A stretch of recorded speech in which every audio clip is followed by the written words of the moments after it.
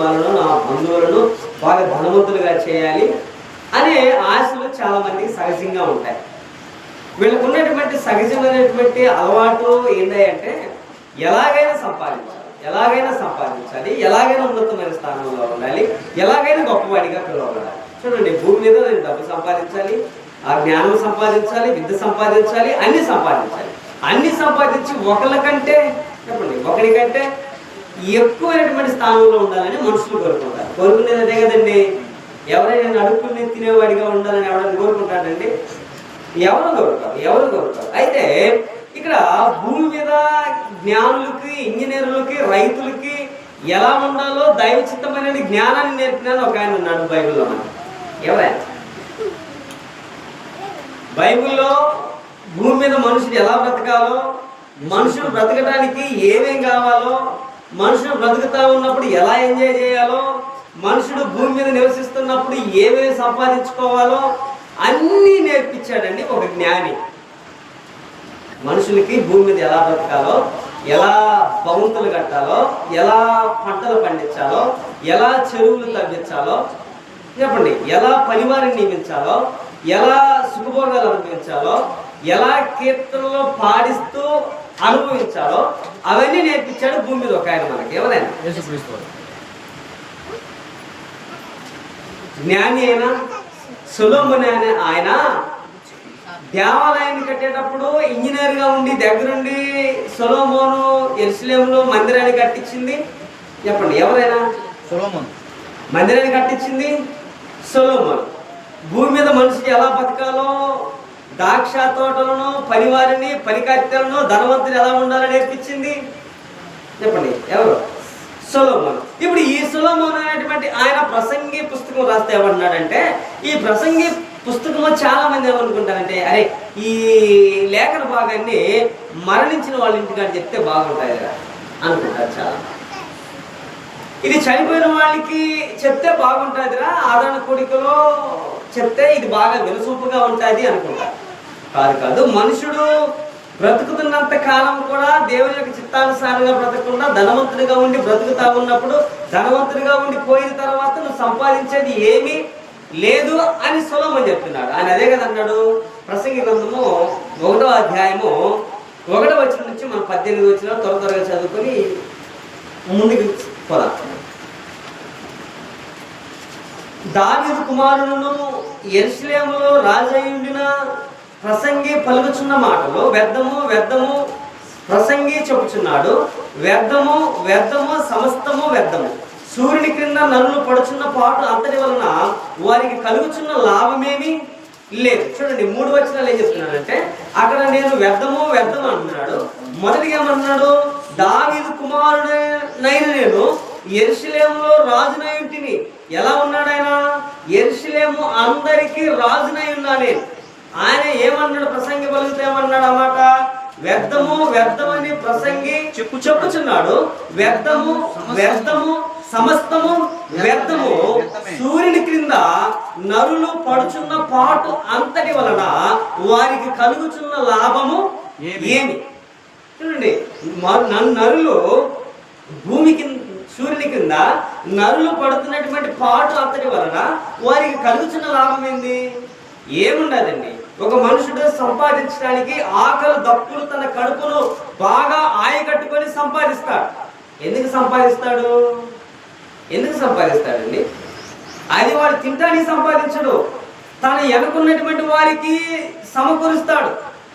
తను ఎనుకున్నటువంటి వారికి సమకూర్చిన దాని వల్ల పడుతున్నటువంటి పాటు వలన అతనికి కలుగుతున్న లాభం ఏమన్నా ఉందా?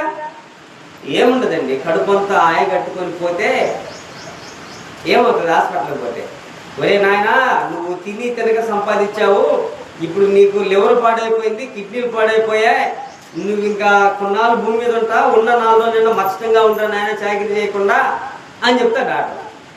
ఇప్పుడు అందుకే కదా మనుషులు ప్రయాసపడుతుంది. సూర్యుడి కింద నరులు పడుతున్న ప్రయాస అంతటి వలన వారికి కలుగుతున్న లాభం ఏమైనా ఉందా? ఏమీ లేదండి. మనుషులు దేనికోసం ప్రయాసపడుతున్నారంటే, ఏమి తిందుమా, ఏమి తాగుదుమా, ఏమి ధరించుదుమా, ఏమి సంపాదిద్దామా అని ఆలోచన చేస్తున్నారు. చూడండి, ఇలా సంపాదించిన దానివల్ల ఉపయోగం ఏమైనా ఉందా? ఏమి ఉపయోగం ఉండదండి. లోతు నోవాహు నోవాహు వాళ్ళని సిద్ధం చేస్తా ఉన్నప్పుడు జనులందరూ కూడా ఇలాగే ఉన్నారు. సేమ్ ఇలా వీళ్ళు ఎలాగే ఉన్నారో వాళ్ళు కూడా అలాగే ఉన్నారు. వాళ్ళు ఏం చేస్తున్నారు? తినుచు, త్రాగుచు, కొనుచు, అమ్ముచు, నాడుచు, ఇల్లు కట్టుకొనుచు, పెళ్లిళ్ళు చేర్చుకొనుచు ఉన్నారు. ఈలోపు అకస్మాత్తుగా చెప్పండి జలప్రళయం వచ్చింది. బంగారు నిధులు ఏమైనా వచ్చాయి అక్కడికి? వజ్రాలు ఏమన్నా నీళ్లతో కొట్టుకొస్తున్నాయా? కాదండి. సువార్త ప్రకటన వింటల్లా వీళ్ళు సువార్త ప్రకటన వింటల్లా. భూమి మీద కష్టపడ్డారు, నాడుతున్నారు, పెళ్లిళ్ళు చేసుకున్నారు, ఇల్లులు కట్టుకుంటున్నారు. ఇంకా ఏం చేస్తున్నారంటే సుఖ అనుభవాలు కూడా అనుభవిస్తున్నారు. కానీ ఈలోగా ఏమొచ్చేసేది చెప్పండి, తెలుసుగా జలప్రళయం వచ్చేసేదండి. ఈలోపు జలప్రళయం వచ్చేది.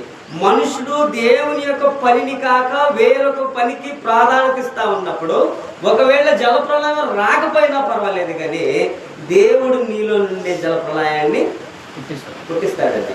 అది ఎలాగైనా కావచ్చు, అది రోగం కావచ్చు, రొప్పు కావచ్చు, వేదన కావచ్చు, శోధన కావచ్చు, ఏదైనా కావచ్చు. నరులు పడుతున్నటువంటి పాటు అంతర్వలన వాళ్ళకి కలుగుతున్న లాభం ఏంటంటే ఆయాసము, దుఃఖము, రోదన, వేదన కలుగుతా ఉంది.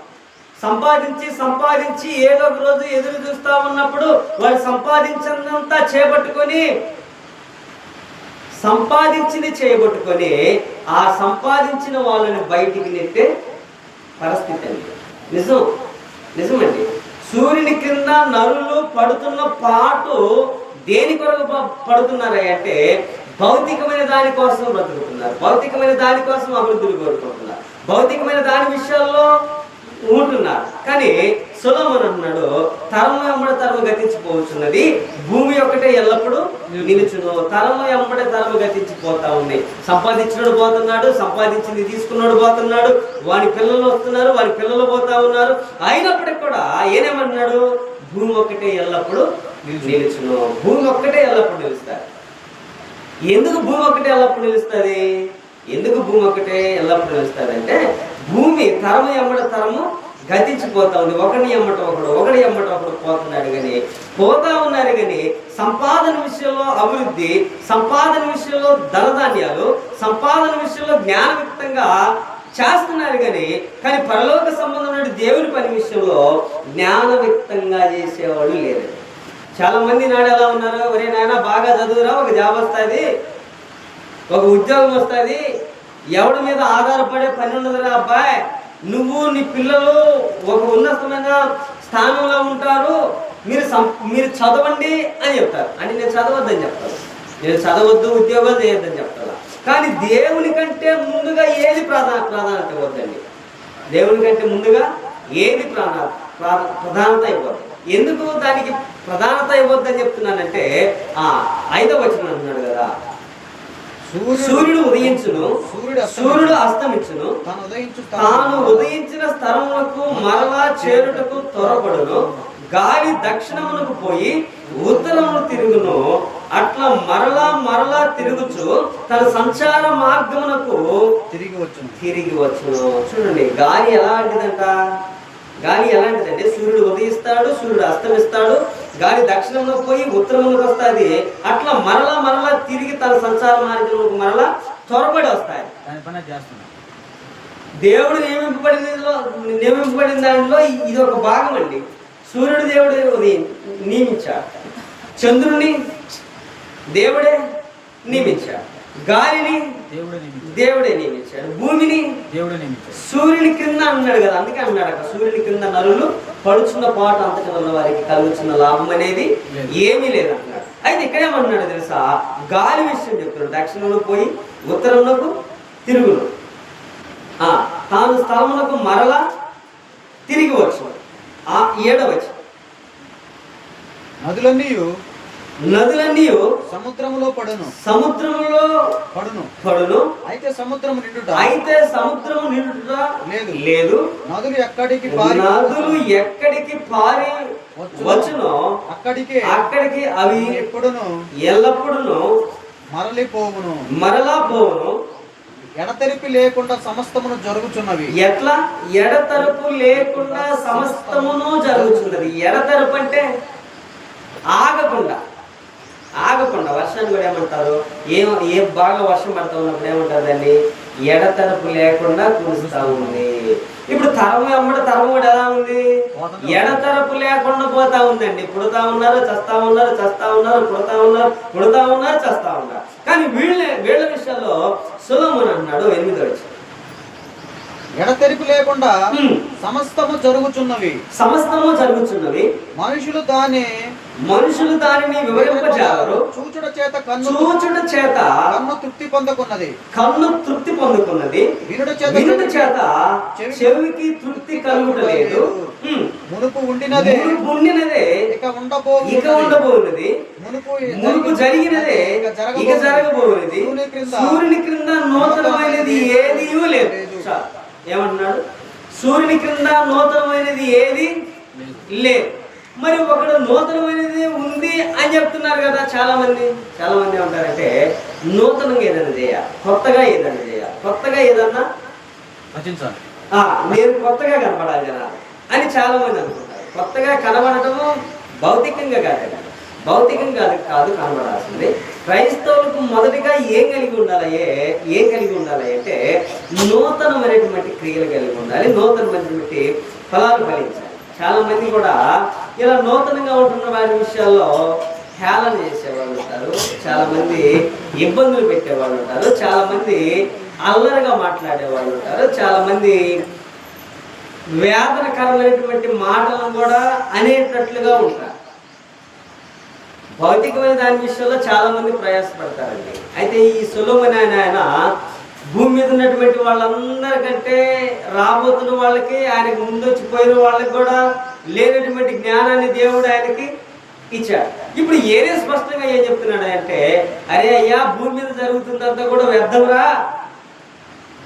సూర్యుని క్రింద నరులు పడుతున్న ప్రయాస అంతటి వలన వారికి కలుగుతున్న లాభం ఏమన్నా ఉందా? అది ఉంటే చెప్పండి నాకు. ఈ సొలొమోను ఆయన ఏమన్నా తిక్కలేని కాదు. సొలొమోను అనే ఆయన బంగారము ఆయనకి చూడడానికి చాలా ఉండేదండి. ఆయన పరిపాలించిన పరిపాలనలో మన పిల్లలు పోత తినే బిస్కెట్లు ఎలాగైతే దోమలు పడతాయో, సొలొమోను పరిపాలన ఉన్నంత కాలం కూడా ఆ వీధుల్లో బంగారం వెండి అలా ఉందండి. నిజం, అబద్ధం చెప్తున్నా. సొలొమోను పరిపాలన విషయంలో ఆయన పరిపాలన చేస్తున్నట్టు బట్టి ఆ పరిపాలన విషయంలో బంగారము వెండి అలా ఉంది. ఎందుకు న్యాయబద్ధమైన పరిపాలన చేస్తున్నాడు ఆయన దేవుణ్ణి ఏమడిగాడు?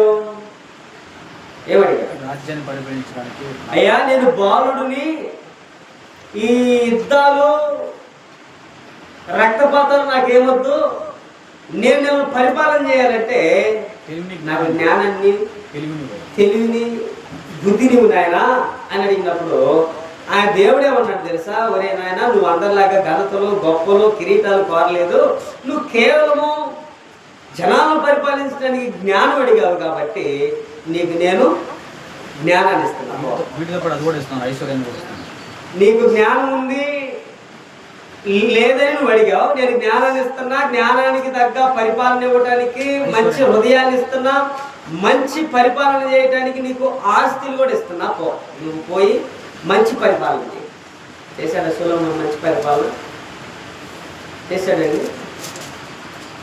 సొలొమోను పరిపాలన దేవుడి చిత్తానుసారంగా చేసిన వాళ్ళు బాగానే ఉన్నాడండి. దేవుడు చిత్తానుసారంగా జరిగిన అంతకాలము కూడా సంతోషంగా ఉన్నాడు, ఆనందంగా ఉన్నాడు. ఆయన జ్ఞానానికి మితి లేదు. సేవాదేశపు రాణి ఒక ఆమె వచ్చింది సొలొమోను కాడికి వచ్చి ఒక 5 మగవాళ్ళకి డ్రెస్సులు వేసి, ఆడ డ్రెస్సులు 5 ఆడవాళ్ళని తీసుకొని వచ్చి ఆమె ఏమంటుందంటే, సొలొమోను అంటే పెద్ద జ్ఞాని కదా, అసలు ఆయన జ్ఞానాన్ని పరిశోధన చేయాలి, ఈ జ్ఞానం ఎలా నాకు సంభాషణ చేస్తాడో చూస్తా అని చెప్పి 5 మగవాళ్ళను 5 ఆడవాళ్ళను తీసుకొని ఆ మగవాళ్ళను కూడా సారీలు కట్టింది. అప్పుడు సారీలేనా లేక నైట్ లాంటివో మొత్తానికి తెలియదు. వాళ్ళు కూడా ఆడవాళ్ళ యొక్క వేషాలు వేసుకుని వచ్చి సొలొమోనుని సింహాసనం మీద నిలబడి ఉన్నటువంటి ఆయన చూస్తూ, సొలొమోను నువ్వు మంచి జ్ఞానుడు అని నేను విన్నాను, అందుకే నేను ఒక ప్రశ్న వేయటానికి తీసుకొని వచ్చా.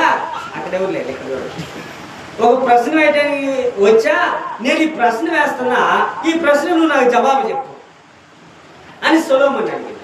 సొలొమోను తిగి వాళ్ళని తాకడానికి లేదు, వాళ్ళ ముసుగులు తీయటానికి లేదు, వాళ్ళని మాట్లాడించడానికి లేదు. మాట్లాడకుండా ఎవరైనా గొంతు ఇని చెప్తారా? చూడకుండా ఎవరైనా ఆకారం చెప్తారా? కనీసం కళ్ళు మూసుకొని తాకన్నా అయితే కొంత అవగాహన ఉంటుందేమో, కానీ అది కూడా వద్దంటుంది ఆమె. నువ్వు జ్ఞానవంతుడు అన్నావు కదా, నువ్వు ఆ సింహాసనం మీదే నిలబడు. వీళ్ళల్లో 5 మగవాళ్ళు ఉన్నారు, 5 ఆడవాళ్ళు ఉన్నారు. ఈ 5 మగవాళ్ళను, ఈ 5 ఆడవాళ్ళను ఎవరో నువ్వు గుర్తించాలి. నువ్వేం చేయవద్దు అక్కడ, నువ్వు ఆడే ఉండు. నీ సింహాసనం ఉందిగా, నీ సింహాసనం మీదే ఉండు. వీళ్ళని ఎలా గుర్తుపడతావు గుర్తుపట్టు అని చెప్పింది. సొలొమోను ఏం చేయాలండి? అది అసలు వాస్తవంగా అయితే ఇప్పుడు కంప్యూటర్ కదా, కంప్యూటర్ కంటే దేవుడు ఎక్కువ మైండ్ ఇచ్చాడు ఆయన ఏమంటున్నాడంటే, భటులు పిలిచాడు. ఎవరున్నారు అక్కడ అనగా భటులు వచ్చారు. త్వరగా భటులు వచ్చి, చిత్తం రాజా ఏం చెప్పండి అని. వాళ్ళందరికీ బాణంలో నీళ్లు ముంచి వాళ్ళ కాళ్ళకి ఉండి కడుక్కుంటారని. సొలొమోను అనే ఈమె జ్ఞానంతో ఏమి ప్రశ్న వేస్తే ఆయన జ్ఞానంతో ఆయనకి జవాబిస్తున్నాడు. ఏమంటున్నాడు? వాళ్ళ ఆ 10 మంది వచ్చారు కదా, 10 మంది కాళ్ళకు మీరు నీళ్ళు ఇవ్వండి, వాళ్ళు కాళ్ళు కడుక్కుంటారు. అతిథులు వస్తే ఏం చేస్తారు? చుట్టాలు వస్తాయి. మన బంధువులు వస్తే ఏం చేస్తారు? దూర ప్రాంతం నుంచి, ఊరు నుంచి వచ్చిన వాళ్ళకి ఏం చేస్తారు? అది అప్పుడులే, ఇప్పుడు లేవులే. ఇప్పుడే నీళ్లు కాదు, కనీసం తలుపు తీసి కట్టలు తీసి చూసే పరిస్థితి కూడా లేదు. నిజమండి. ఇప్పుడు ఆయన ఏమన్నాడంటే, నీళ్ళు అన్నప్పుడు నీళ్లు తీసుకొని వచ్చిన తర్వాత అందరూ కాళ్ళు కడగాలి. అప్పుడు నీళ్ళు ఇచ్చినప్పుడు కాళ్ళు కడుక్కోవాలో పడబోయారు. ఒక జగ్గుతో నీళ్లు 10 మందికి 10 జగ్గులు నీళ్ళు ఇస్తే 5 సగం కడిగి సగం నీళ్లు అక్కడ పెట్టారు. మిగతా 5 అవి కాళ్ళ మీద త్వరగా పోసుకొని పక్కన పెట్టారు. ఇప్పుడు సొలొమోను ఆమె చెప్తున్నాడు, సేవాపతి రాణి గారు, నీకు నేను నాకు జవాబు ఇచ్చావు కదా, దాన్ని నేను మరలా నీకు చెప్తున్నా. ఇదిగో నువ్వు చెప్పబడినట్లుగా 5 మగవాళ్ళను 5 ఆడవాళ్ళను నువ్వు నా వద్దకు తీసుకొచ్చావు కదా, తీసుకొచ్చినటువంటి వాళ్ళలో ఆ కాళ్ళ మీద నీళ్లు పోస్తున్న 5 మగవాళ్ళు, ఈ మిగతా 5 జగ్గుల్లో నీళ్లు నిలవబెట్టారే, వీళ్ళు 5 ఆడవాళ్ళు, చూసుకో రాణి అని చెప్పాడు.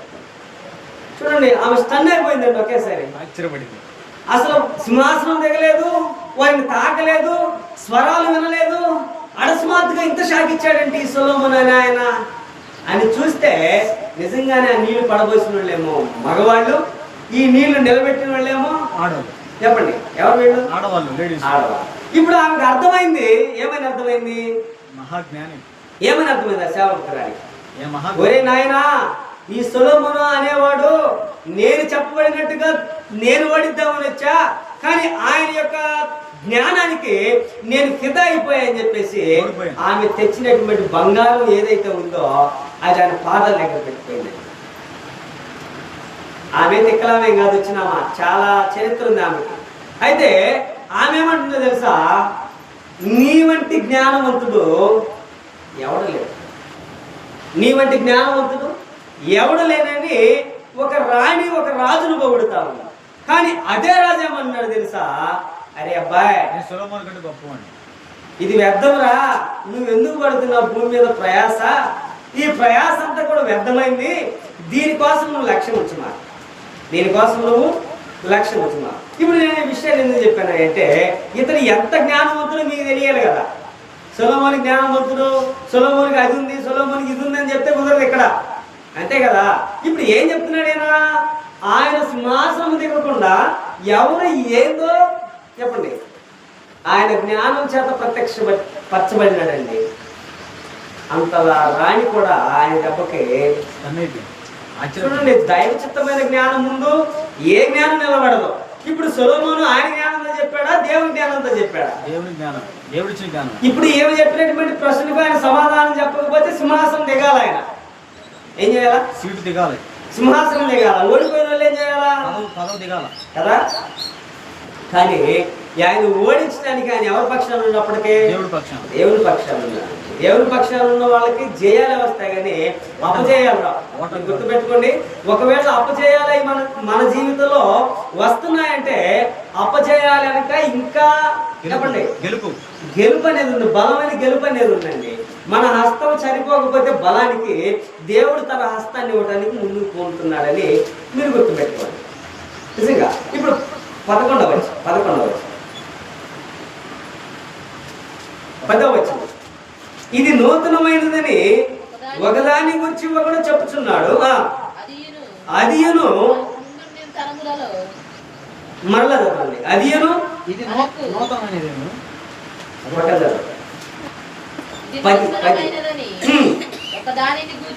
ఒకదానిని గుర్చి ఒకటి చెప్పును.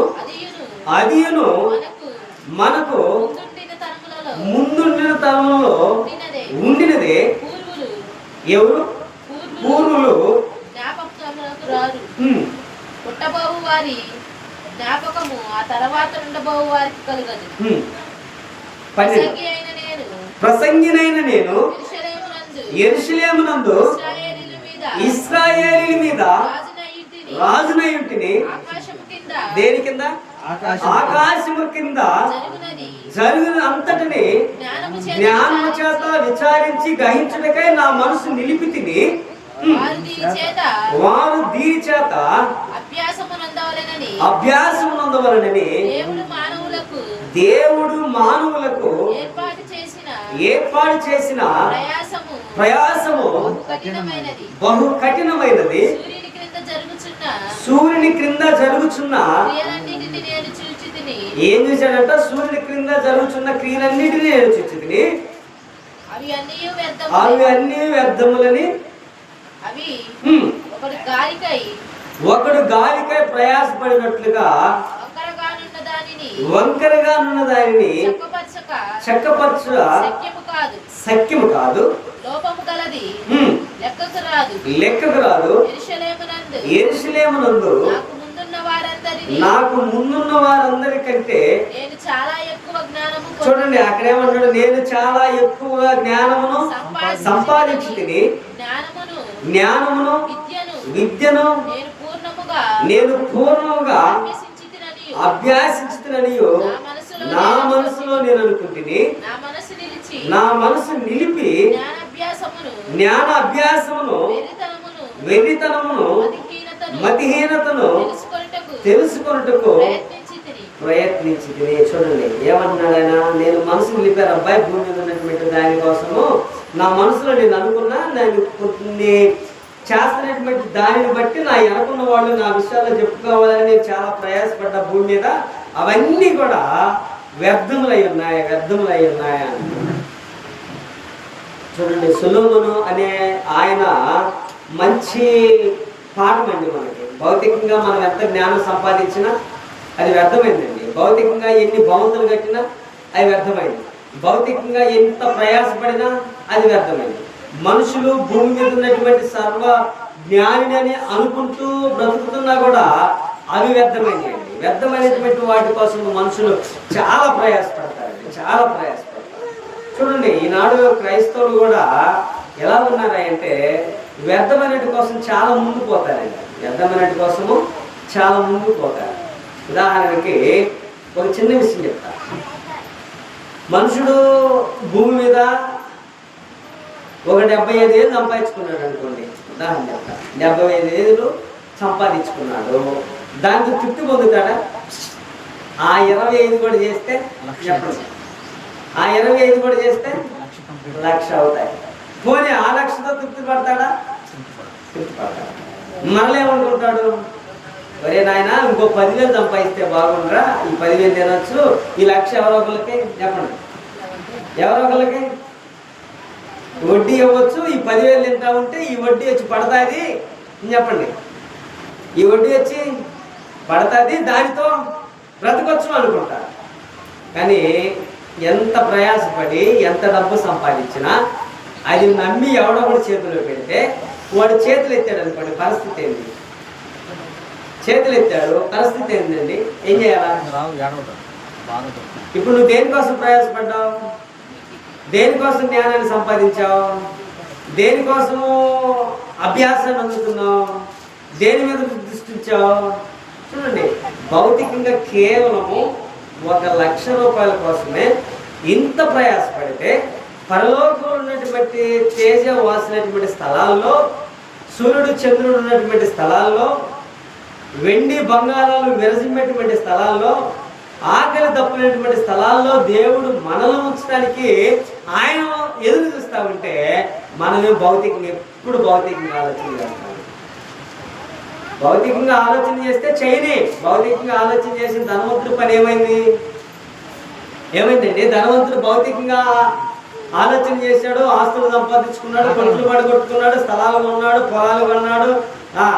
చూడండి, చెప్పండి, ఆ దేవుని కోసము ఎదురు చూస్తూ నిరీక్షణతో ఉండి ప్రయాసపడుతూ ఎంతో భయంతో వణుకుతూ ఉన్నటువంటి పేద లాదను చూసి ఎటకారాలు చేస్తున్నాడు. ఆయన తిన్న రొట్టె ముక్కలు పడేస్తున్నాడు.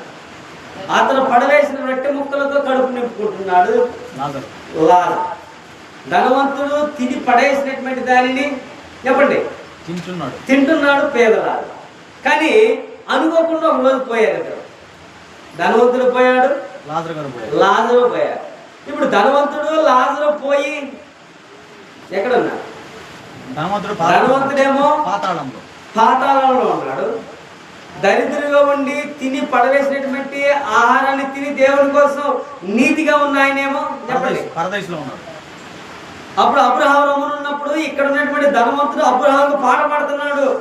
ఏమని పాట పాడుతున్నాడు? తండ్రి అయిన అబ్రహామా, నన్ను కనికరించు, నీ వద్ద శాల తీరుతున్నటువంటి లాజరును పంపిస్తే అతడు చిటికిన వేలును ముంచి నాకు దాహంతో ఉన్నటువంటి నా నాలుకను తడుపుతాడు, ఒకసారి పంపించు అంటే అబ్రహాము అన్నాడు, ఒరే అబ్బాయి, భూమి మీద నువ్వు జ్ఞానాన్ని వెండిని సంపాదించావు కదా, పనివాళ్ళను పనికర్తలను దాసురాలను సంపాదించావు కదా, ఉన్నటువంటి డబ్బును బట్టి ఎదుటివాడిని తుణీకరించావు కదా, ఉన్న డబ్బును బట్టి ఉర్ర సులువుగావు కదా, ఇక్కడ ఊగటానికి లేదు అబ్బాయి, నీ పెత్తనం చెల్లదు ఇక్కడ అన్నాడు అబ్రహాము. ఇక్కడ నీ పెత్తనం చెల్లదు. భూమి మీద డబ్బు సంపాదించావా, సంపాదించుకో. భూమి మీద ఇల్లులు కట్టించావా, కట్టించుకో. భూమి మీద మంచి రేసు కారులు బైకుల మీద తిరిగావా, తిరుగు. పేదవాడిగా ఉన్నవాడు ఆకలితో వచ్చి వాడిని ఎటకారం చేసి పంపించావా, పంపించా. అదే కదా అన్నాడు. భూమి మీద నువ్వు చాలా సంపాదించావు, అవన్నీ ఇక్కడికి రాలేదు అబ్బాయి, అవి అక్కడే ఫుల్ స్టాప్ అయిపోయాయి అని చెప్తారు. చాలా మంది చాలా ప్రయాసపడి సంపాదిస్తారండి, కానీ సంపాదించి ఎవరో చేతుల్లో పెడతారు. వాళ్ళు అనుభవించరు. నిజం, బైబిల్ చెప్తారు, నేను చెప్తాను. వాళ్ళు ఏం చేస్తారంటే చాలా విస్తారంగా సంపాదిస్తారు. నా కొడుకుల కోసమో కూతుర్ల కోసమో పొలాలు కొనాలా, స్థలాలు కొనాలా. చూడండి ఎంత ప్రయాసపడతారో. ఇప్పుడైతే చాలా వాక్యము విస్తారంగా వినబడతా ఉందండి. అప్పుడైతే ధనవంతుడికి వినబడిందో వినబడలేదో మనకైతే తెలియదు, కానీ ఇప్పుడు వాక్యం విస్తారంగా వినబడుతుంది. ఆదివారం చర్చిలు పోగొట్టుకొని పనులు పెరుగుతూ ఉన్నారు లేదా? కనీసము దేవుడు ఇవ్వబడుతున్నటువంటి ఆయుష్ని ఆరోగ్యాన్ని సంపాదిస్తున్నటువంటి సంపాదన కన్నా దేవుడు తక్కువగా చూస్తున్నారండి. సంపాదన కన్నా దేవుడిని తక్కువగా చూస్తున్నారు. ధనవంతుడు కూడా చేసింది అదే. ఈనాడు ధనవంతుడిగా ఉండి ఎవడైతే విర్రోతలుగుతున్నాడో, ఎవడైతే ధనాన్ని బట్టి గర్విస్తున్నాడో, ఎవడైతే ధనాన్ని బట్టి పొరుగు వాడిని తుణీకరించి మాట్లాడుతున్నాడో, ఎవడైతే ధనాన్ని బట్టి అతిశయపడుతున్నాడో, ఎవడైతే ధనం బట్టి పొరుగు వాడి విషయాల్లో అవలీలగా మాట్లాడుతున్నారో, ఆ ధనం ఒక రోజు వాడిని తగలబెట్టేస్తాడండి. నిజం, జ్ఞానాన్ని సంపాదించే సొలొమోనే జ్ఞానము ముంచి వేసిందండి. ఆత్మస్థితిని కోల్పోయాడు సొలొమోను.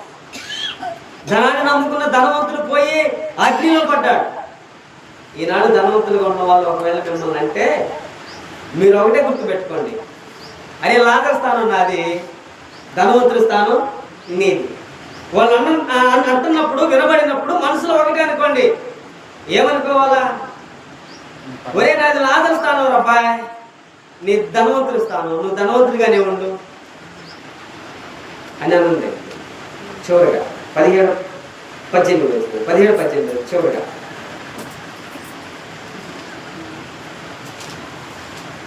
ప్రసంగి 17 నా మనస్సు నిలిపి జ్ఞానాభ్యాసమును వెర్రితనమును ఆయన ఏమనుకున్నాడు? జ్ఞానము, అభ్యాసము, వెర్రితనమును, మతిహీనతనని తెలుసుకున్నాడు. ఆయన ఏమన్నాడు? వెర్రితనంగా ఉంది, నాకు మతిహీనతగా ఉంది, అది ఎలా కనపడుతుందంట అని నేను తెలుసుకున్నా, తెలుసుకున్నాడు, ప్రయత్నించుతాను. అయితే ఇదియు గాలికై ఎట్లా గాలికై ప్రయాసపడుటే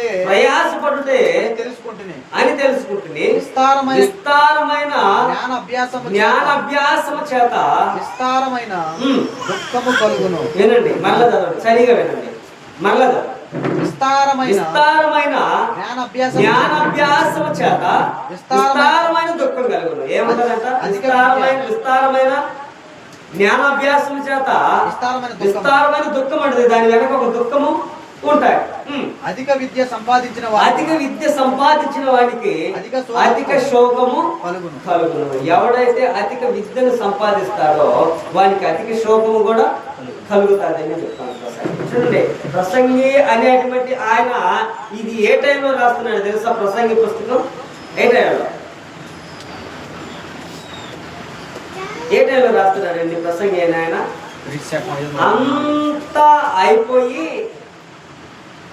అంతా అయిపోయి దేవుడికి భౌతికమైన లోకానికి తేడా అర్థమైనప్పుడు, భౌతికంగా నేను చూడండి ఎంత సంఖ్య ఎంత అండి, ఎంత సంఖ్య ఎంతండి, ఎంత సంఖ్య 1000 సంఖ్య అండి. 1000 సంఖ్య అంటే భార్యలో చెప్పండి, ఉపపత్తులు కలిసి మొత్తం ఎంతమంది సంఖ్య? 1000 మంది సంఖ్య అండి. 1000 మంది సంఖ్యతో ఈయన భౌతికంగా జ్ఞానాన్ని వాళ్ళతో కలిసి పోగొట్టుకున్నాడు. పరలోక సంబంధమైన జ్ఞానాన్ని సంపాదించుకున్నప్పుడు సింహాసనం మీద ఉండే భూమి మీద ఉన్నటువంటి వాళ్ళకి ఏం జరుగుతుంది చెప్పేవాడు. అక్కడ ఉన్న సింహాసనం అంటే ఎక్కడ ఉంటుంది? సింహాసనం గుర్తులో ఉంటుంది, పైన ఉంటుంది. పైన ఉంటుంది కదా, పైన కూర్చొని కింద ఉన్న వాళ్ళు ఎలా ఉన్నారో, ఏం చేస్తున్నారో, వాళ్ళకు ఉన్నటువంటి పని ఏందో, వాళ్ళు ఎలాంటి వేషాలు వేసారో, వాళ్ళు ఎలా ఉంటారో, వాళ్ళు ఎలా ఉండాలో అని నేర్పించిన వాడు సొలొమోను. ఈ సొలొమోను అంటున్నాడు, ఏమంటున్నాడు అంటే, అయ్యా అదంతా నాకు వ్యర్థం అనిపించింది. దైవచిత్తమైన జ్ఞానానికి భౌతికమైన జ్ఞానానికి తేడా ఉంది. నీ పనిలో ఉన్నప్పుడు నేను అలా ఉన్నా, నా పని నేను చేస్తా, నా జ్ఞానంతో నేను ఉన్నప్పుడు నాశనం అయిపోయా అని చెప్పి ముందు రాబోయే తరం వాళ్ళకి రాస్తున్నాడు ఈ పుస్తకం. రాబోయే తరం వాళ్ళకి రాస్తున్నాడు ఈ పుస్తకం. ఈ రాబోయే తరం వాళ్ళకి ఎందుకు ఈ ప్రసంగి అంటే బుద్ధి కలగటానికి. దేనికి? బుద్ధి కలగటానికి. ధనవంతుడిగా, డబ్బు ఉన్న వాళ్ళుగా, జ్ఞానవంతులుగా, విద్య సంపాదించే వాళ్ళుగా ఎవరైనా ఉంటే వాటిని ఎంతవరకు ఉంచాలో అంతవరకే ఉంచాలి. అధిక విద్య సంపాదించిన వాడికి అధిక శోకం కలుగును. చూడండి, చాలా మంది విద్య ఎక్కువ రోడ్ల మీద తిరిగే వాళ్ళు కూడా ఉన్నారు, లేదా చదువు ఎక్కువైపోయి రోడ్ల మీద తిరిగే వాళ్ళు ఉంటారు. మీరు చూసారా చూడలేదు? ఒకే ప్యాంట్, ఒకే షర్ట్, అవి చిరిగినా ఏమైనా కానీ వాళ్ళలో వాళ్ళే మాట్లాడుకుంటారు, వాళ్ళే ఏదో నవ్వుకుంటా ఉంటారు. ఎందుకు? అధిక విద్య సంపాదించిన వాడికి అధిక శోకం కలుగుతుంది. అధిక విద్య సంపాదించాడు, ఇప్పుడు శోకంలో ఉన్నాడు, మైండ్ పోయి రోడ్ల పడి తిరుగుతా ఉన్నాడు. అందుకే సొలొమోను అనే ఆయన ఏమన్నా చిన్న జ్ఞానవంతుడు కాదండి. ఒకవేళ మీరు అనుకోవచ్చు, మరి నాయన వాడు ఎప్పుడో జ్ఞానవంతుడు, ఇప్పుడు నా జ్ఞానం ముందు ఆయన జ్ఞానం ఎంత అని అనుకోమాకండి. ఎవడు చెప్పాడుగా, నీకు వెనుకున్న వాళ్ళు కానీ ముందు వస్తున్న వాళ్ళ కంటే ఎవరికి లేదు నీ జ్ఞానం, అంత జ్ఞానాన్ని ఇచ్చాడన్న.